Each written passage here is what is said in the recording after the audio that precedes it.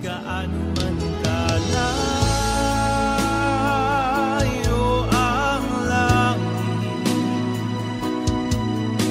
pag-ibig mo'y para sa lahat. Luluhod kami sa paanan mo at sasamba sa iyo.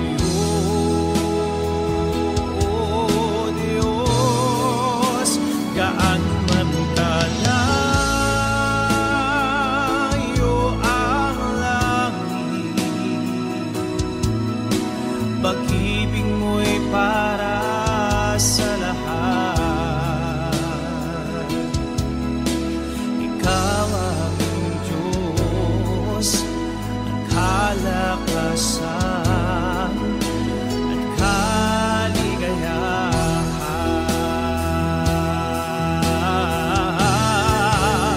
Gaano man kalayo ang langit, pag-ibig mo'y para sa lahat. Luluhod kami sa paanan mo at sasamba sa iyo.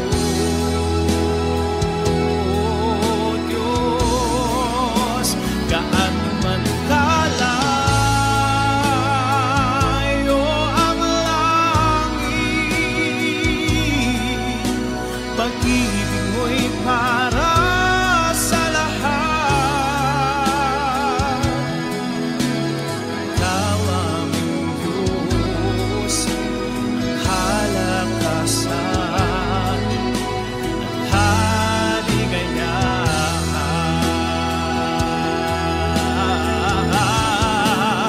Gaano man kalayo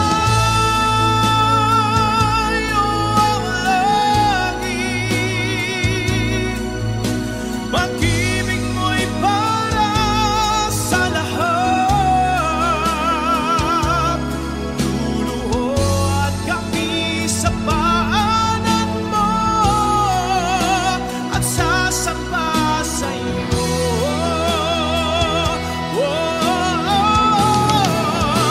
Gaano man kalayo ang langit, pag-ibig mo'y para sa lahat. Ikaw ang Diyos, ang kalakasan at kaligayahan.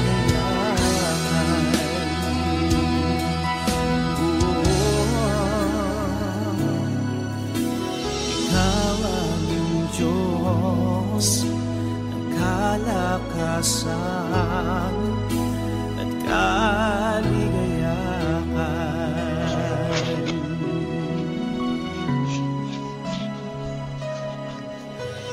Ikaw ang Diyos, ang kalakasan at kaligayahan.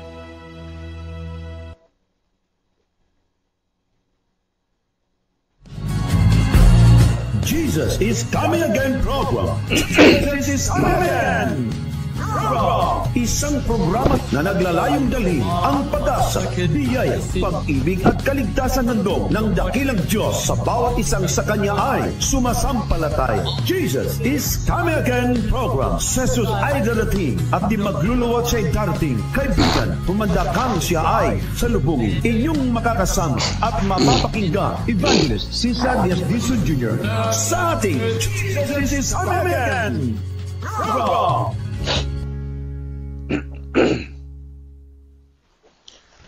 Magandang umaga, tanghali, hapon o gabi Sa muli, sa ating mga kapatid at mga kaibigan na patuloy pong sumusubaybay sa ating pong Jesus is Coming Again Media Ministry. Welcome po ang lahat sa inyo mga kapatid at salamat po sa pagkakataon na pinagkaloob sa atin ng Panginoong Diyos na tayo po ay muling makapag-aral ng kanyang mga dakilang salita.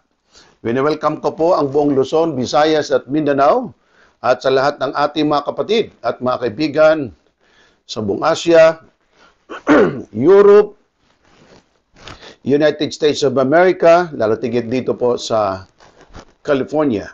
Welcome po sa ating pong programa, mahal kong mga kapatid. Ating pong pag-usapan ngayon, sa muli, ang part 2 ng ating pong pag-aaral noon. Ngunit meron po ito siyang ibang emphasis sapagkat gusto ko pong mas liliwanagin na kung bakit ang ating pong mga kaibayo sa pananampalataya ay araw po ng linggo ang naging kinamulatan, na kung basahin mo naman sa Biblia, hindi ito binanal, hindi ito binasbasan, ipinangilin o ipinag-utos. Bagamat ang maraming mga mangangaral ay kuha dito, kuha doon ng mga bersikulo, pero hindi naman nagsasabing ang araw na ito ang ipinalit sa araw na ipinag-utos ng Diyos. Samahan po niya kung muli mga kapatid at dito po tayo iinog sa ating pag-aaral. Tayo muna po'y manalangin. Ama, salamat po ng marami sa inyong mga dakilang salita. Salamat sa inyong pag-ibig, kabutihan at kagandang loob. Patuloy nawa niyo kaming pagpalain, gabayan, at sa inyo pong mayamang pag-ibig, bigyan kami ng katalinuhang maunawaan ang inyong pong mga dakilang salita sa pangalan ng aming Panginoong Jesus. Amen. Now, ating ipagpatuloy ang ating pong pag-aaral. At ito mga kapatid, ang patungkol sa ating pong pinag-aralan sa Daniel 7:25 na merong 4 na malalaking puntong ating pinag-usapan kahapon bagamat hindi po natapos ang pang-4. Siya po ay magsasalita ng mga pamumusong laban sa Diyos.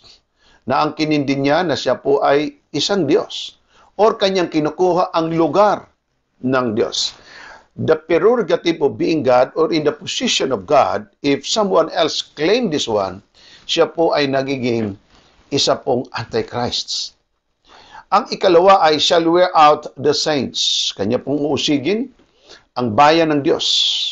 Ang pangatlo, kanyang papalitan ang mga kautusan ng Diyos kahit pa po ang panahon. Ang dapat sana ng panahon mga kapatid sa Biblia, sa Leviticus 23 talatang 32, dapat sana ang pagbilang ng araw, una ang gabi kaysa araw. Di po ba sa creation sa Genesis chapter 1? Na unang gabi, tapos araw. Dapat sana, kung ating i-base sa Bible, ang pagpapalit po ng panahon ay hindi po alas 12 ng gabi.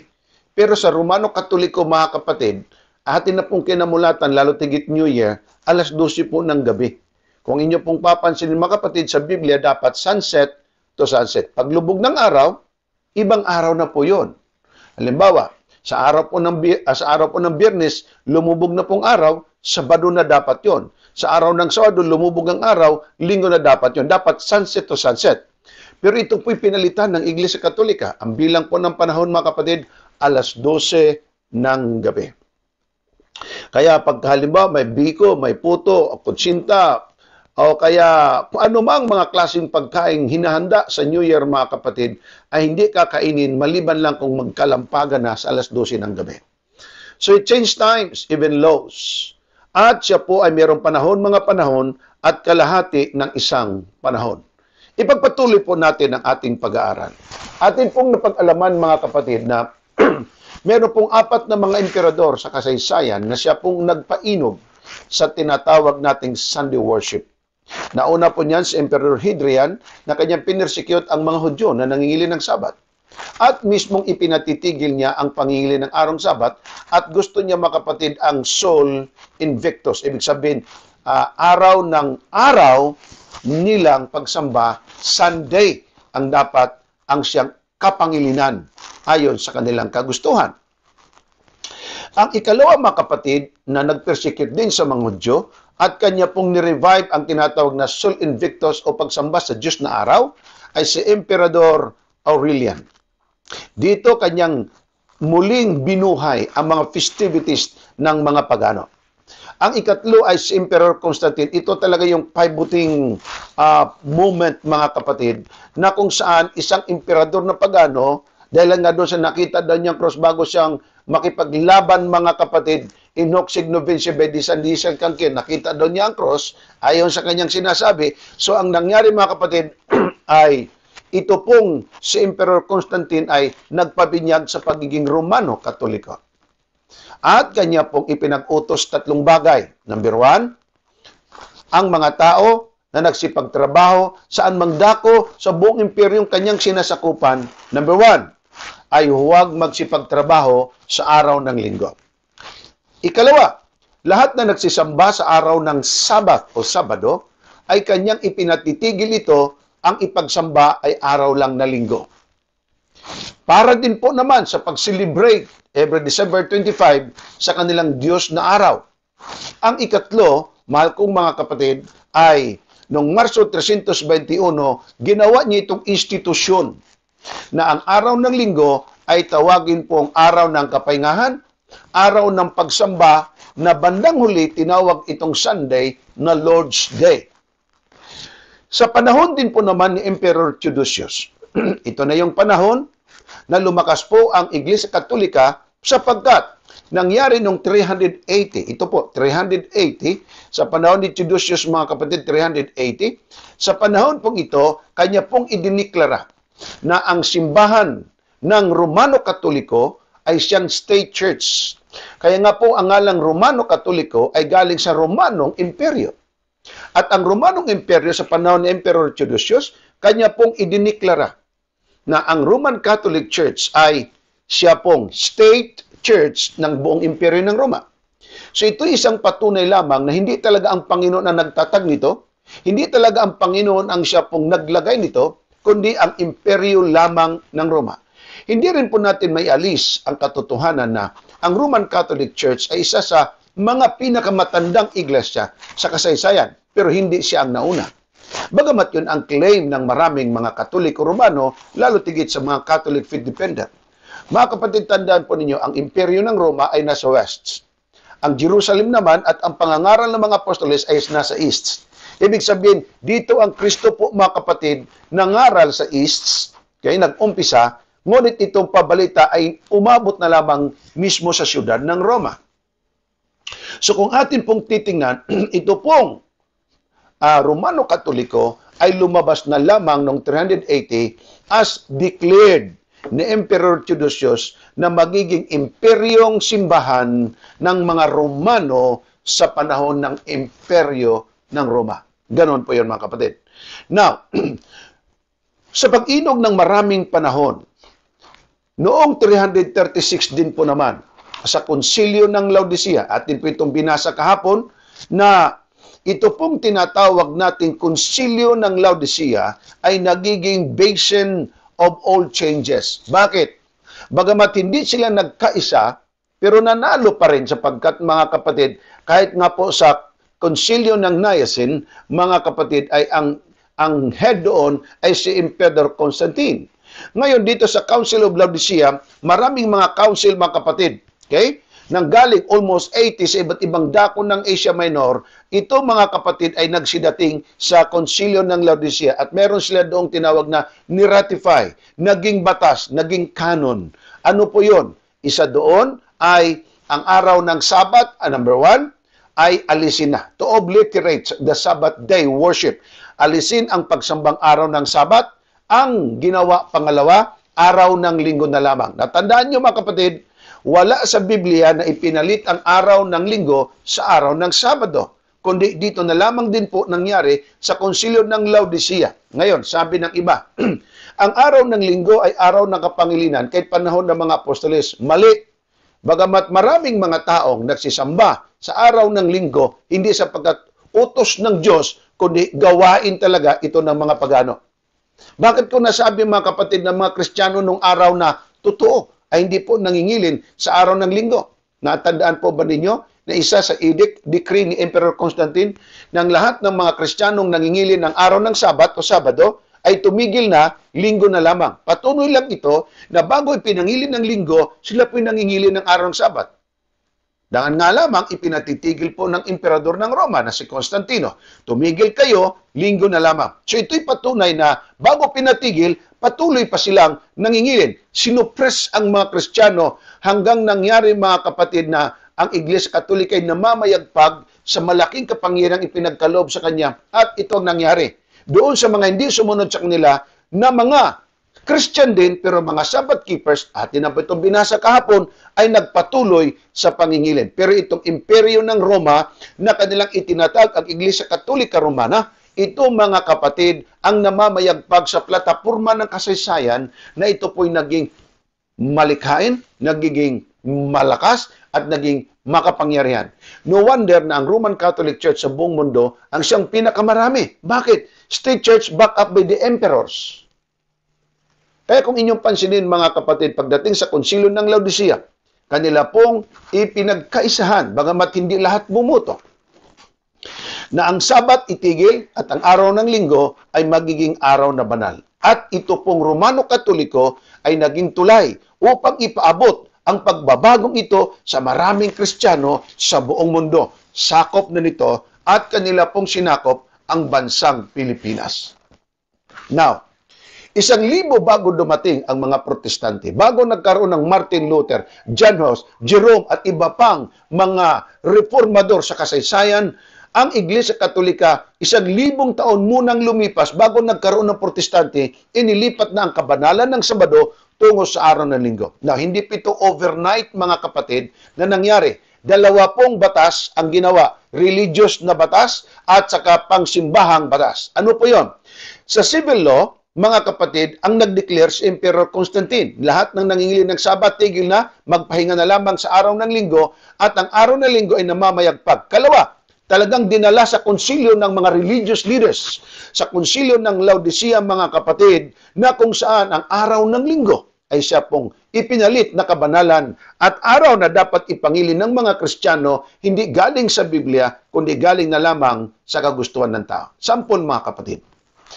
Sa Biblia, 8 mga talata lamang ang tumutukoy at bumabanggit sa araw ng linggo, bagamat ipinipilit nila na ang Revelation 1 verse 10, ang Sunday ay Lord's Day, mga kapatid, at ginawa na nila ng Sunday doon, habang wala naman yon sa ibang mga talata at wala sa Biblia, pero kanila pong minabuti na ang Lord's Day sa Revelation 1 verse 10 ay Sunday, pero hindi po totoo yun. Pero kung gusto mong basahin talagang walang binago, walang hokus-pokus, doktor-doktor ng mga kapamaraanan, 8 mga talata lamang ang tumutukoy sa araw ng linggo. Sampulan ko kayo mga kapatid. Pansinin po ninyong Matthew 28 talatang 1, kung ang Sunday ba ay tinawag na Lord's Day, Holy Day, binasbasan, pinagpala, ipinangili ng Diyos, o ipinag-utos na pinalitan ng Sabado tungo sa araw ng linggo. Pakinggan po ninyo.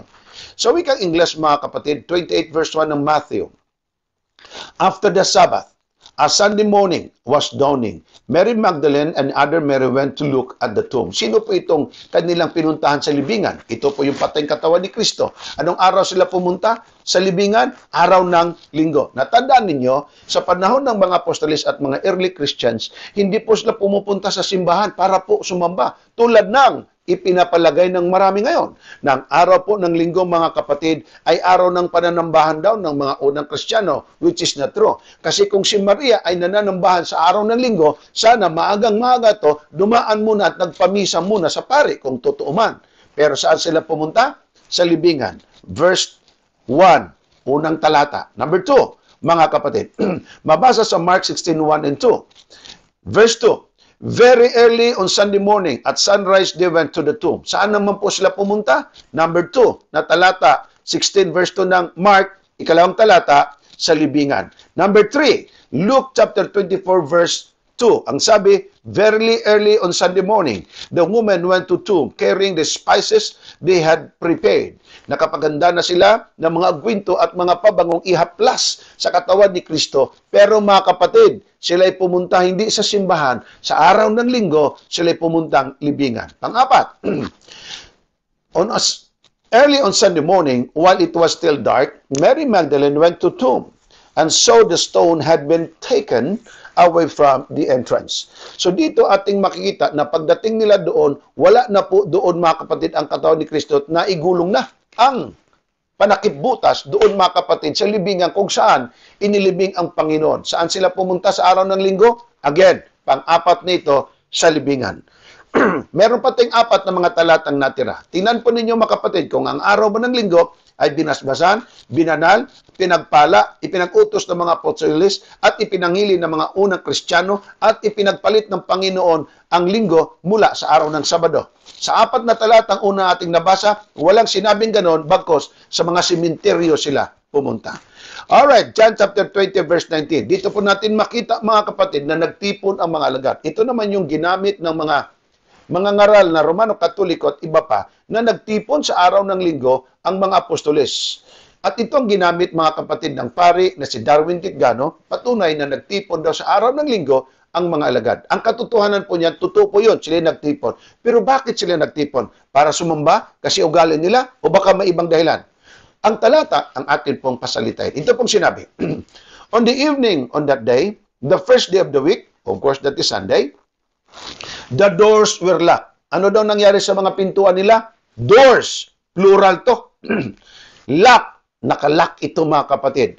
Where the disciples were for fear of the Jews. So bakit daw sila nagtipon? Ikalawa, na nagsara ng pinto. Ikatlo mga kapatid, nilock pang pinto. Sila ay nagtipon, nagkatipon-tipon na may takot sa kanilang mga puso sapagkat kung ang master nilang si Jesus Christ ay pinatay, malamang sila ay pwede rin patayin.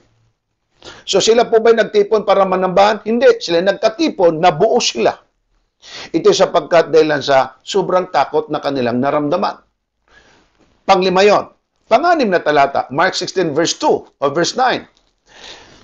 After Jesus rose from death, early on Sunday, He appeared first to Mary Magdalene, from whom He had driven out 7 demons. Si Maria ay pinasukan ng 7 masasamang mga demonyo o itong mga demonyo.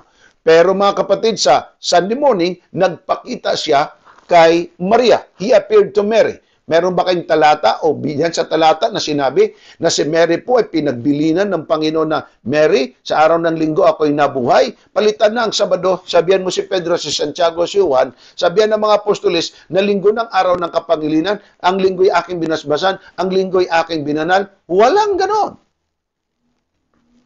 Bagkos siya nagpakita lamang at siya yung unang taong pinagpakitaan niya. Mahal ko mga kapatid, buhat nung siya'y nabuhay. Ito po mga kapatid ang pang-6 o pang-7.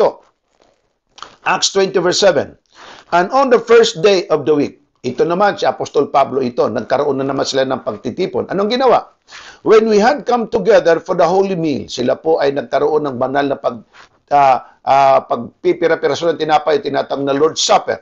Bakit nila ito ginawa sa araw ng linggo? Ito ang dahilan. Tulad ng mga apostoles, sila na nagtipon dahil sa takot. Sila Apostol Pablo nagtipon, hindi sapagat ang araw nito banal. Anyway, lahat naman ng araw ay pwede kayong magpipira-pirasyon ng tinapay. Hindi po totoo mga kapatid na sila nagpipira-pirasyon ng tinapay sa araw ng linggo lamang. Sapagkat ang ating mabasa sa aklat ng mga gawa, araw-araw sila nagpuputol ng tinapay, not in particular na Sunday lamang. Ito po ang ginawa ni Apostol Pablo. Kung bakit ginawa niya ito, kasi Sabado to pero lumubog ng araw, Sunday na po yun. Bakit pinahaba talaga niya kanyang sermon? Ito pang sinabi ng Biblia. Paul give them a talk. Si Pablo ay nagbigay sa kanila ng mga pananalita. For it was his purpose. Ang purpose niya kung bakit niya pinahaba, ito yon, to go away on the day after. So humaba pala ang kanyang salita sapagkat siya mga kapatid ay paalis na. Kumbaga ito yung last farewell niya at napahaba ang kanyang sermon at inabot ng sunset at inabot ng linggo ito. Pero walang sinabi dito at hindi sinabi na ang Sabado pinalitan na po ng linggo at ang linggo ay tawaging Lord's Day. Sa Biblia, ang Lord's Day mga kapatid, ang araw na inangkin ng Diyos na kanya, Sabat, ikapitong araw. Sabi ng Panginoon, 6 days shall the labor and do all the work. But the 7th day is the Sabbath of the Lord thy God. Yun yung araw ng Diyos na kanyang pinili. Walang hukus-pukus, walang paninira o anuman ang ating mabasa ang Saturday, 7th day of the week. Tinawag ng Diyos na kanyang araw na banal. Well, in fact, very clear rin sa 10 utos na sa 7 mga araw, ang ikapitong araw ang inilagay niya. Sa kanyang 10 utos, sinulat pa niya ng kamay. Di ba naman maintindihan yon? Samantala, wala kang mabasa ng Sunday, Lord's Day. Ang Sunday ay Lord's Day, hindi sapagkat sinabi ng Diyos, kundi tinawag na lang yan ng mga paganong Kristiyano. Ano ibig sabihin ng paganong Kristiyano? Yung pagano at ang Kristiyano, nagkahalo. Kaya ang tawag nga ng ibang mga mananalisay, Kristiyano nga sila, pero halo pagano, kaya tawag Kristiyanong pagano. Ito halimbawa, itong pananambahan sa araw ng linggo, alam naman natin na hindi talaga ito'y gawain ng mga Kristiyano. Ito po'y utos, turo, aral, at batas ng mga paganong emperador, niyakap ng mga taong subjects nila sapagkat sa sobrang na rin takot. Dahil lang dito, mga kapatid, nagkalat ang mga Sabbath keepers. At anong ginawa? Nagpatuloy sa katotohanan. Kaya nga ating inuungkat, kapatid, ang kasaysayan at ang Biblia na para lamang maunawaan ng tao. Pero kahit kauna-unawa, kahit pa po mga kapatid ay napakalinaw kung ang tao na may ayaw talagang makinig. Tulad ng sinabi ko mga kapatid noon pa man. Kahit sa Pilipinas, makita mo sa pakitin ng sigarilyo, cigarette smoking, not only dangerous, pero sabi doon, it will kill you. At nandoon ang iba't ibang sakit, cancer of the lungs, cancer of the larynx, cancer of esophagus, cancer of the kung ano pang mga cancer. Nalala ko pa nga nun, kahit nung maliit pa ako Meron po mga kapatid na advertisement sa radyo. Tadadang, welcome to the Malbur country, the spirit of the USA. Tadadang, government warning, cigarette smoking is dangerous to your health. Dangerous na nga, sinisip-sip pa rin. Pero ang mga taong gusto magbago, tumitigil. Pero ang mga taong ayaw magbago, ayaw po nila mga kapatid magbago ng lubos. Ano ang ginagawa? Nangangatwiran. Una, kumari ko, 70 anyos na nanigarilyo, buhay pa rin naman. O si kumpare, 71 anyos na, matandang-matanda, naninigarilyo, buhay pa rin naman. Bakit? Gusto mo bang maagang mamatay? Kahit kailan wala kang makita na may vitamina kang makuha dyan sa sigarilyo. Lason, kamo meron. Pero bakit ang mga tao alam nila na ito hindi tama? Pero kung saan ginagawa pa rin. Ito sapagkat ayaw pong magpasupil sa kanya pong naging kagawian at bisyo na rin, walang pinagkaiba sa araw ng linggo na kahit alam nilang hindi totoo at hindi tama ayon sa pinag-uutos ng Diyos, ipinagpapatuloy sapagkat una, tradisyon na. Ikalawa, pressure. Bakit? Kung yayakapin ngayon ng anak ang araw ng Sabat, magagalit ang magulang. O ang mga magulang gusto magpabinyag, ang mga anak ayaw. Lalo tigit ang mga magulang ay under na net at ang mga anak ang siyang nangangalaga. Lalo tigit, kung ikaw na may trabaho, gusto nilang papagtrabahuin ka sa araw ng Sabado at sa araw ng Linggo rest day. Di ka naman makapili at ganun marami sa Pilipinas. Kapatid ko at mga kaibigan, ang Biblia po'y malinaw na nagsasabi sa atin kung ano ang katotohanan. Dito tayo sa pinakahuling talata, mga kapatid, sa aklat ng 1 Korinto Kapitulo 16:1. Ito naman ay patungkol sa pag-iipon at pagtitipon ng mga pagkuha ng pera. Ito mga kapatid, now concerning what wrote about the money to be raised to help God's people in Judea. Bakit kailangan tulungan ang God's people in Judea? Sapagkat nagkaroon mga kapatid ng drought. Tagutom din po naman sa panahon yon. Ang sabi ng Apostol Pablo, talatang 2, every Sunday, bawat araw ng linggo.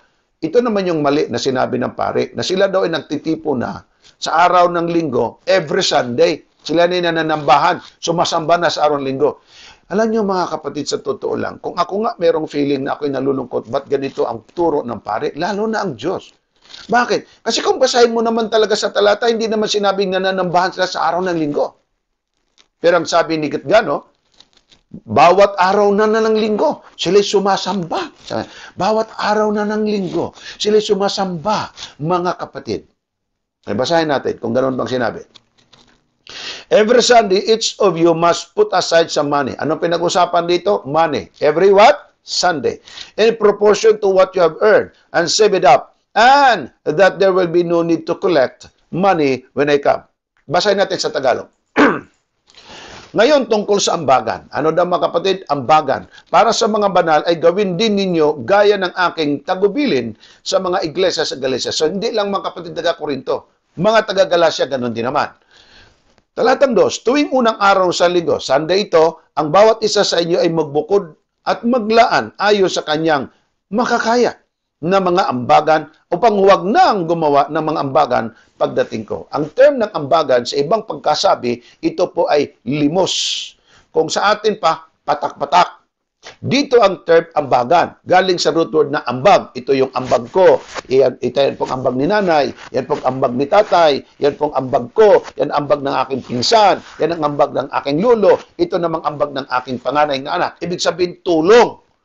Ang pinag-uusapan dito, bawat linggo, para wala na pong koleksyon gagawin. Tandaan nyo ha, hindi ito sa simbahan nangyayari, hindi po ito tithe, hindi rin ito offering, hindi ito sa church. Sa kanila pong mga bahay. Ang sabi po ni Apostol Pablo, itinagubilin ko ito katulad ng sa Galacia. Gawin nila every Sunday at magpadala ko ng tao para kolektahin yung pera ninyo, ambagan. Huwag sa pilitan, kundi dapat ayon sa bukal ng puso mo. Kailan po ito ginagawa? Linggo. Ano pong ibinibigay? Pera. Anong paraan ng pagbigay ng pera? Kumuutang? Hindi po ambag. Tulong. Abuloy. Limos. Sa other term. Hindi po sinabi dito na bawat linggo sila nananambahan at nagkolekta ng ikapo o kaya offerings or tithes o kaya kung ano man, wala sa simbahan ang setup na ito. Kaya mga kapatid, yung turo halimbawa ng pare, kung inyo pong tingnan mga kapatid, kung kayo po'y sincero sa pagtuturo at pag-aaral ng Biblia, makita po ninyo ang malaking diferensya. Tapos ang angkin pa naman nila ay sila lang ang may karapatan na magpaliwanag ng Biblia. Ipalagay na lang nating totoo, granting without accepting the truth. Look at this, or the idea of them. Look at this. Sinabi ba naman ng 1 Corinto 16 talatang 2 na bawat linggo sila nananambahan? Kung ganitong klase ang kanilang interpretasyon sa Biblia, wag na lang tayong makinig. Bakit? Wala sa Biblia, lalagyan mo ng ganon, di binago mo yung sinabi ng Biblia. Sinabi ng Biblia, ambagan, kanila naman daw simba. Paano ba nangyari yon? Sa spelling pa lang, magkalayo na eh. Kaya ganun mga kapatid. Now, ito po mga kapatid, ambagan po yan, ambagan ang sinabi ng kasulatan. So, kung inyo pong titingnan, magugulat ka. Bakit? 8 mga talata, walang araw ng linggong binanal, pinagpala, ipinagpahinga, ipinag-utos araw ng pagsamba o tinawag na Lord's Day, pero magugulat ka. Napakaraming mga taong mga leader sa buong mundo, kahit wag na lang yung Protestante, Romano, Katoliko, almost 1.3 billion na nangingilin sa araw ng linggo at gumawa pa ng 10 commandments nilagay sa bato, mangilin ka tuwing linggo at mga pistang pangilin. Kung ang aking tanong ay hindi pa nga nasasagot hanggang ngayon na pinabibingi-bingihan lang ng maraming Romano Katolikong Catholic Faith Defenders at nung sino mang mga pastor pare o kung sino mang mga madre, mga kapatid, saan mabasa na ang araw ng linggo ay dapat ipangilin?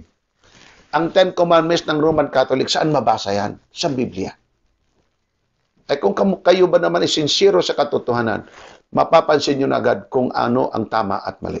Now, ito, katisismo ito ng Romano Katoliko, paulit-ulit kong sinasabi sa inyo. Ayon po sa katisismo, alam niyo yung CCC, Catholic, okay? Catechism. Tinatawag, Catechism for the Catechism of the Catholic Church. CCC, Catechism of the Catholic Church. Ano pong sinabi dito sa Catholic Catechism, mga kapatid? Ito mga kapatid, sinabi ko nito sa inyo kahapon. Ang dapat, ang Sabat, pang-4 na utos yan. Ang ginawa nila 3.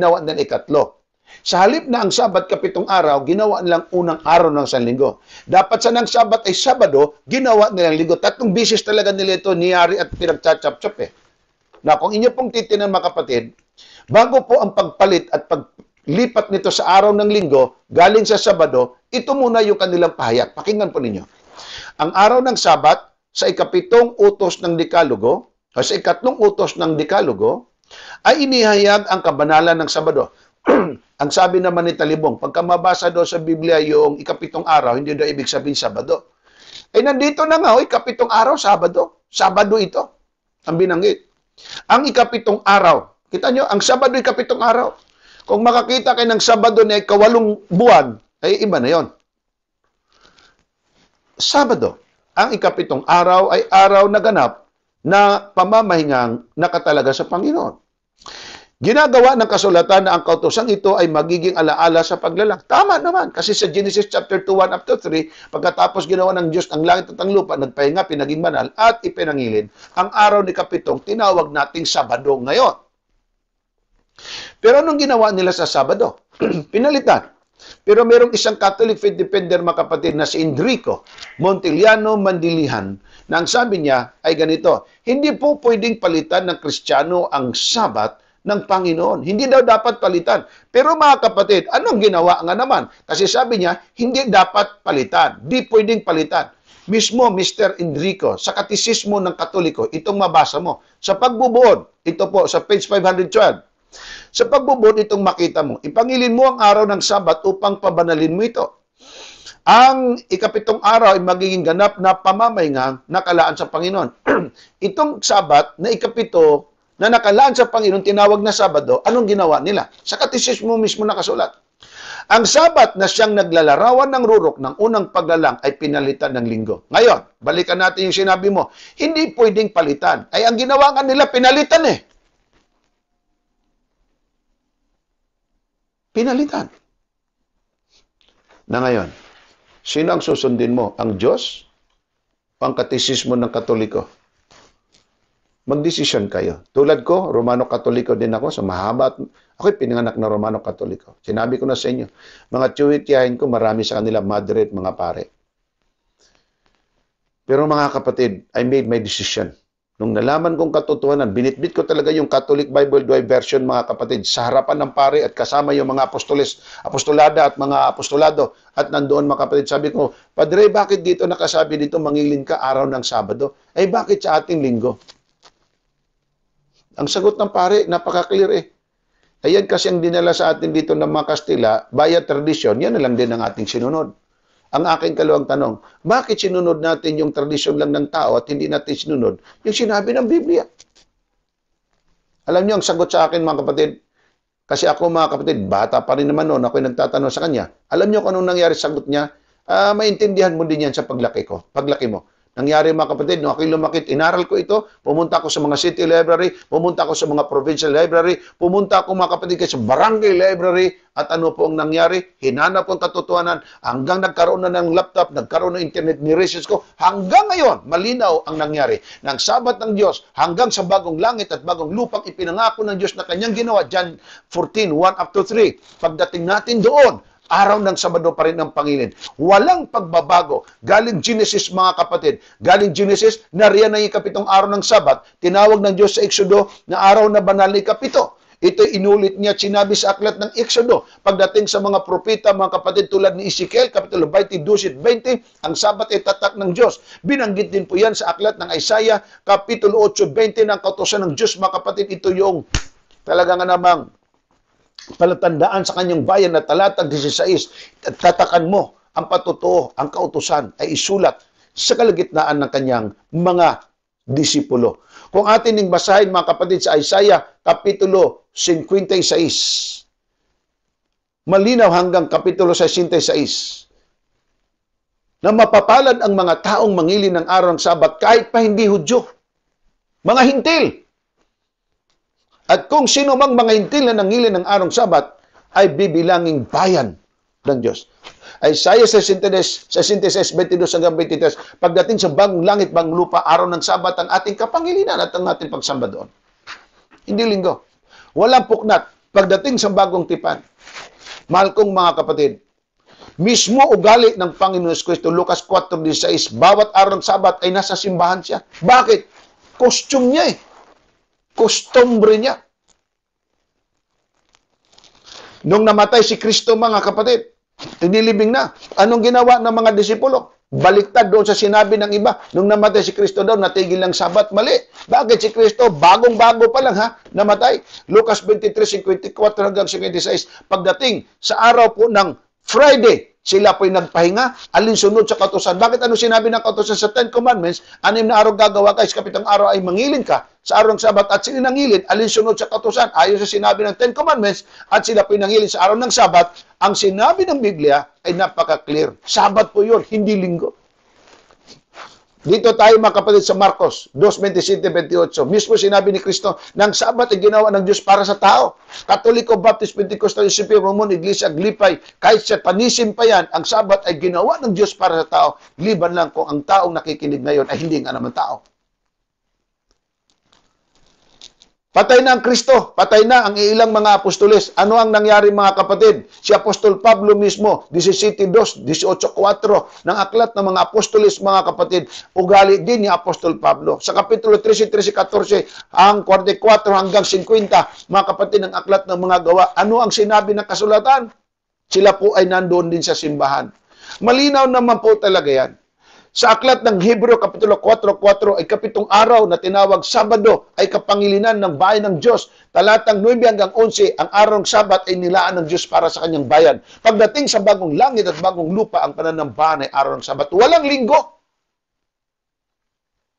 Walang linggo. Pero anong ginawa? Bakit naging prominente ang araw ng linggo? Ang Sabat na siyang naglalarawan ng rurok ng unang paglalang ay pinalitan ng linggo. Kanilang idinahilan. Si Kristo kasi ipinanganak ay nabuhay sa araw ng linggo. Sinong nag-utos sa inyo na pagka nabuhay ang Kristo sa araw ng linggo, ang utos niya nung siya'y buhay pa, palitan ninyo? Well, in fact, si Kristo pagkabuhay at bago umakit sa langit, 40 days sa lupa, wala kang record na mabasa. Within 40 days na yan na sinabi ni Kristo, tinagubilin na ang araw ng linggo ang ipinalit ko sa araw ng Sabado. Walang ganun. So, ang malaking tanong, bakit milyon-milyon mga tao nanghili ng araw ng linggo? Kung atin pong basahin mga kapatid ang kasaysayan, una, sa katisismo, pinalitan ang araw ng linggo. Ito pa, ipinalitan at ipinalit ang araw ng linggo sa halip araw ng Sabado.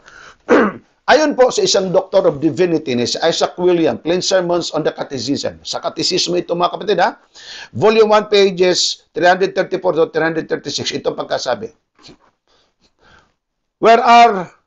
Where are we told in the scriptures that we are to keep first day of all? Saan daw ang katuruan sa scripture sa Biblia na tayo'y mangilin ng araw ng linggo?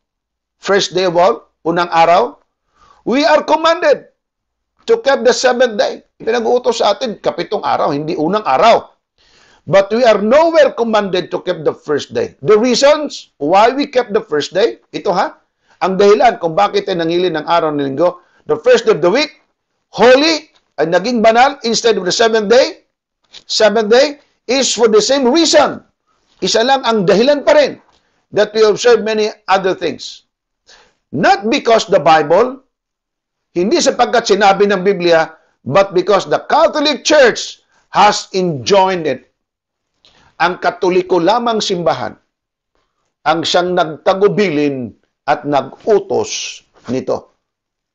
Isang Katoliko ha, Sermons of the Catechism.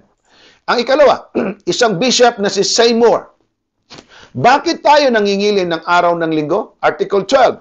Sabi pa ng bishop, we have made the change from the seventh day to the first day. Bakit niya sinabing we? He is talking about the Roman Catholic Church.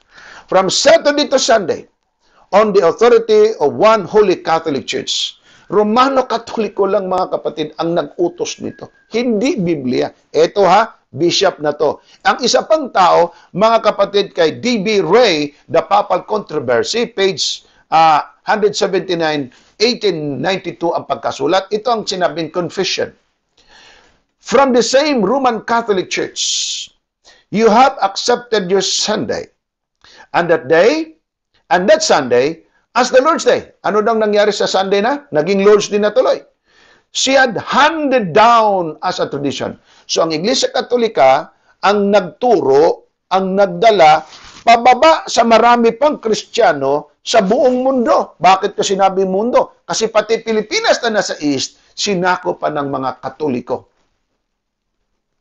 Handed down as a tradition, hindi utos ng Diyos, but tradition of men. And the entire Protestant, ito na, Katoliko, binago ang Sabbath to Sunday. Ngayon, ang mga Protestante na ngayon, ang pinagbabanggit dito ni Dr. Ray, sabi niya, an entire Protestant world has accepted it as tradition. Tama naman, tradition talaga. For you have not an iota. Ano yung iota? It's a small particle, mapatid. That iota, small lang, of scriptures to establish it. Ang sabi niya, kahit maliit lang na kadahilanan, o pwedeng may dahilan, ang linggo'y tawaging banal. Sabi niya, kahit in a single iota in the scripture, sabi niya, walang ganito. Therefore, that which you have accepted as Your role of faith, yan ang pinagmamalaki ng maraming protestante, Bible and Bible alone. Pero anong sabi ng doktor nito? Sabi niya, Biblia is the role of faith, inadequate as it or of course it is, as well as your Sunday. You have accepted on the authority of the Roman Catholic Church. Anong sabi mga kapatid? Ang pangingilin ng mga protestante, baptismal, Pentecostal, Iglesia ni Cristo, kahit ano pang sikta at denominasyon mo, ang iyong pangingilin sa araw ng linggo, it's coming from the authority of the Catholic Church, not from the Bible at all. Mga kapatid, malinaw po ba sa inyo ang ating pong discussion ngayon? Mag-message pa kayo sa akin kung malinaw po at inyo pong napakinggan ang ating pong mensahe. Okay? Mag-message po kayo. Tuloy natin. Ito mga kapatid, ang sinabi niya. Ang Roman Catholic Church handed it down to Christianity. Siya mismo, ang term pa na iba, vehicle of the crime. Sila ang nagdala, nagturo nito, pababa sa maraming Kristiyano. Ito ay nanggaling kay DBR, The Papal Controversy, 1892, page 179. Ating puntahan ang Encyclopedia Wikipedia. Ito namang sinabi ng Encyclopedia Wikipedia. Sunday was the day set aside in Mithra, Roman, called as its official day to assemble together to worship its sun, S-U-N, deity, Diyos na araw. Constantine worshiped Christos Helios, o tinawag ng Sol Invictus, which means Christ the true sun. Si Kristo ang totoong araw. Tama yan?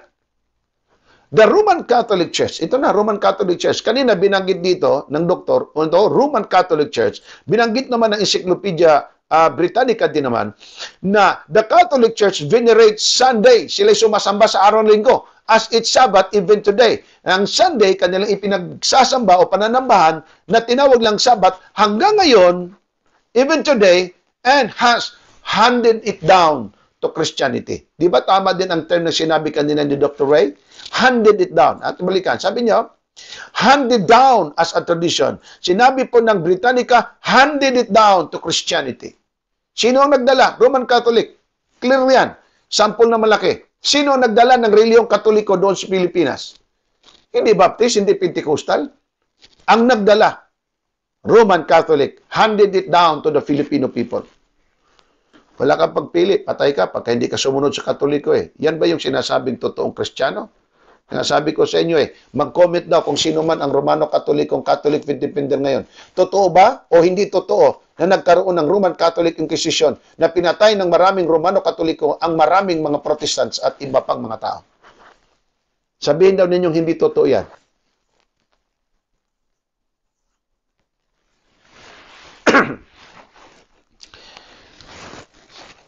Ayaw ko kung Diyos ang inyong pinaglilingkuran.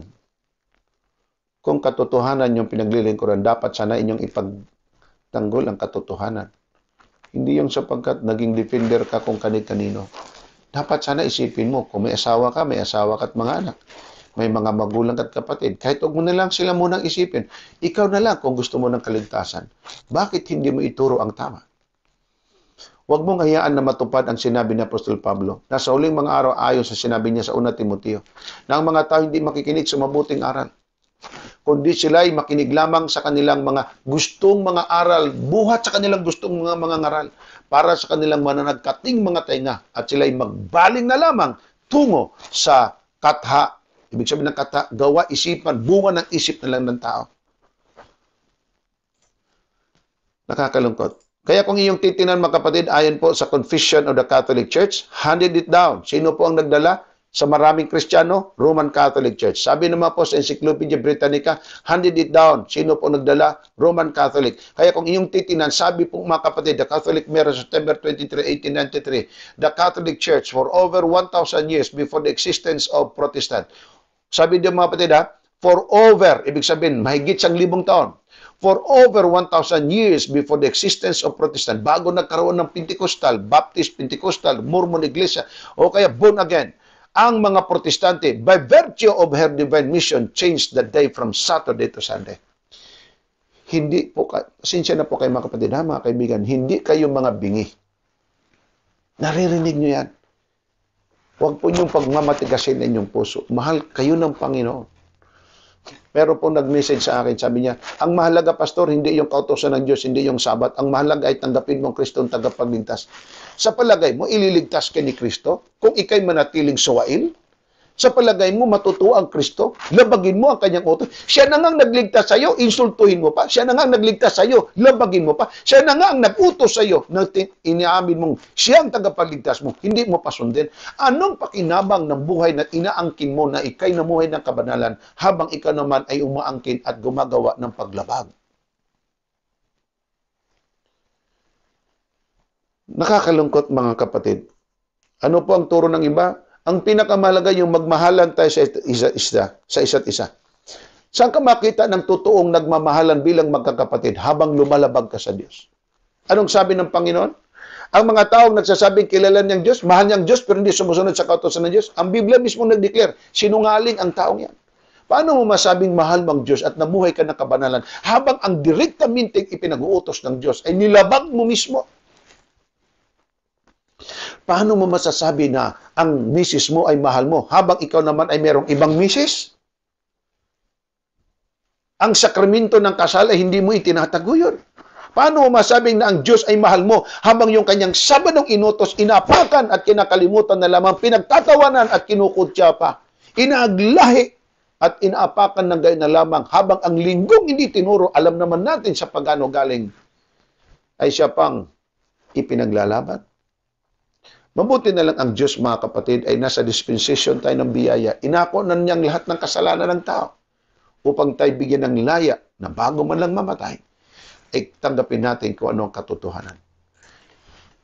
Sabi po, mga kapatid, ni Albert Smith, isa pong Chancellor of the Catholic Archdiocese of Baltimore, replying to the Cardinal in letter of February 10, 1920. Ito pong sinabi, if Protestants, kung ang mga Protestante would follow the Bible, kung sila susunod lang talaga sa Biblia, they should worship God on the Sabbath day. That's true. Pero dibatihin ka pa ng mga Baptist, ng mga Pentecostal at mga born again na hindi na raw Sabat. Linggo na. Para bang dinadaan na lang nila sa argumento, dinadaan na lang nila sa istorya, pinapadaan na lang siguro kung ano mang talinong meron. Pero ang linaw-linaw na sinasabi mga kapatid ng Chancellor of the Catholic Archdiocese, they should worship God on Sabbath day. In keeping Sunday, they are following a law of the Roman Catholic Church. In keeping Sunday, they are only following the Roman Catholic Church. Iligtas po ninyo, mga kapatid, ang inyong pong mga kaluluwa. Iligtas po ninyo ang inyong pamilya. Ang aking maipayo sa inyo, huwag kayong makinig sa akin at maniwala. Lumuhod kayo't manalangin, iluhod nyo sa Diyos ito. At kailangan na maghanda din kayong magbago. Tayong lahat sa ikatututo, sa ikababanal ng salita ng Diyos sa buhay natin. Ito galing sa katisismo ng Roman Catholic, Catechism of the Catholic Doctrine. Tingnan nyo, mga kapatid, sa paragraph 933. The church law. Ano daw? Church law. Batas lang talaga ito ng simbahang katoliko eh. The church law remains the faithful of their duty to worship together as a community on Sunday. Church law lang talaga yan. Yan ay batas lamang, kapatid, ng Iglesia Katolika. Dito po sa 934. Sunday rest means rest in God's presence. Sino po may sabi niyan? God's law ng Roman Catholic lamang. Hindi galing sa Diyos. Ito, katisismo ulit. Sa paragraph 910, Easter, the new Sabbath, after Christ's glorious resurrection, and the Pentecostal enlightenment of the Holy Spirit, a whole new dimension was added to the Sabbath. Ano daw? Ang Sabbath nila ngayon, Sunday na. St. Ignatius of Antioch wrote, those who walked in ancient custom came to a new hope, no longer Sabbathizing, but living the Lord's Day. Sunday na ang sinabi, mga kapatid, nitong ni Ignatius na ginawang banal ng Iglesia Katolika sa halip Sabado, ginawang linggo ayon sa kasaysayan na sinabi ng kanilang katisismo. Ayun, CCC, pages 2175. Easter Sunday, the day after the Sabbath. Christians have always kept this day as the new Sabbath. Kita nyo, ang Sunday, ano daw ang Sunday? As the new Sabbath. Sunday is the Easter celebration. It is a day when the presence of the risen Lord Jesus is celebrated, especially in Eucharist. Sabat nilang bago yon. Ayon po sa katisismo, ito pong sinabi. Since Vatican II, the major efforts to raise the quality of Sunday worship have met with considerable success. Success sila. Bakit? Ang Sabat ng Diyos pinalitan ng linggo. Saan ito ginawa, mga kapatid? Sa konsilyo ng Laodicea. At pinagtibay ito. Kung may Vatican I, may Vatican II din naman. At ginawa nila, mga kapatid, Sunday na. Isa pa nito. Ito po yung Catholic Church. Santa Monica Parish. Meron silang 10 Commandments sa harap ng kanilang simbahan. Ang tanong ko nga saan mabasa ang 10 Commandments na ito sa salita ng Diyos sa Biblia? Ayan mangilin ka tuwing linggo at pistang pangilin. Saan mabasa yan?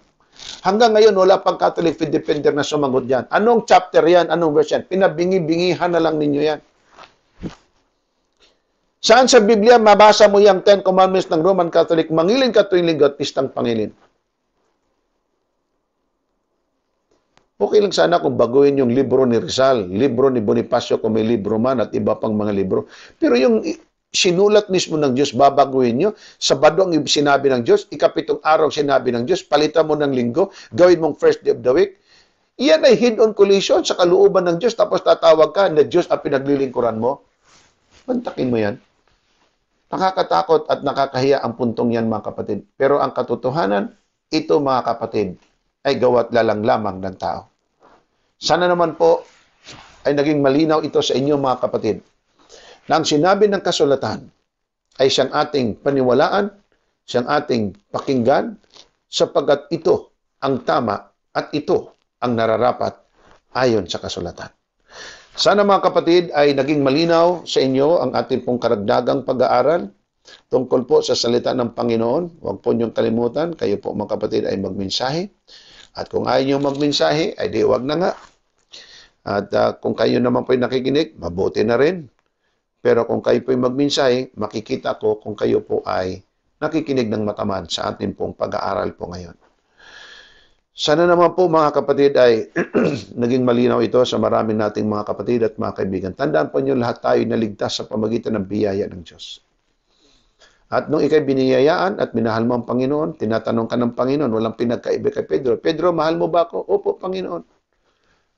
John 14:15, if you love me, keep my commandments.